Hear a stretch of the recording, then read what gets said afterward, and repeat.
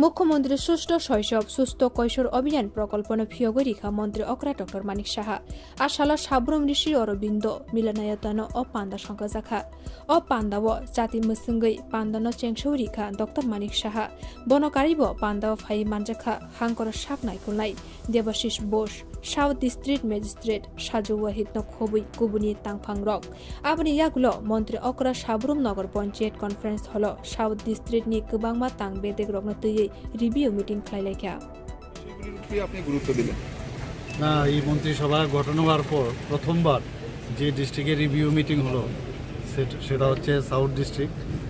তো সমস্ত ডিপার্টমেন্টের আমাদের চিফ সেক্রেটারি থেকে শুরু করে সমস্ত ডিপার্টমেন্টের সেক্রেটারি এখানে এসছেন। তো সব বিষয়ে এখানে কথা হয়েছে, রাস্তাঘাট থেকে আরম্ভ করে জলের বিষয় নিয়ে এবং অন্যান্য যে সেচ থেকে শুরু করে আইসিপি থেকে শুরু করে মৈত্রী সেতুর কি বর্তমান স্ট্যাটাস, তো সব বিষয়ে এখানে পাওয়ার সেক্টর নিয়েও কথা হয়েছে। তো কি ডেভেলপমেন্ট হলো, প্রতি ঘরে সুশাসনের কত পার্সেন্টেজ আমরা অ্যাচিভমেন্ট আমরা পেলাম সেন্ট্রাল এবং স্টেটে। তো আমার সরকারের যে ওয়েব পোর্টাল এখানে আমরা ইনোগ্রেশন করেছিলাম তার কতটুকু রেসপন্স আছে, সব বিষয়ে কথা হয়েছে। এবং এখানে আরবান ডেভেলপমেন্টের বিষয়ে কথা হয়েছে। তো সার্বিক সব বিষয়ে এখানে কথা হয়েছে এবং আই এম স্যাটিসফাইড।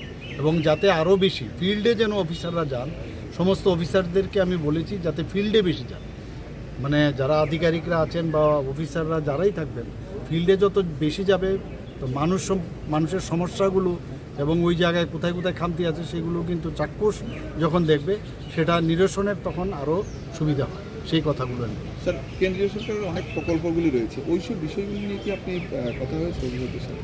না, কেন্দ্রীয় সরকারের প্রকল্প নিয়েই তো বললাম যে আমাদের কেন্দ্রীয় সরকারের যে প্রকল্প এবং আমাদের যে ত্রিপুরা সরকারের যে প্রকল্প বা বেনিফিশিয়ারি স্কিম সব বিষয় নিয়ে এখানে কথা হয়েছে।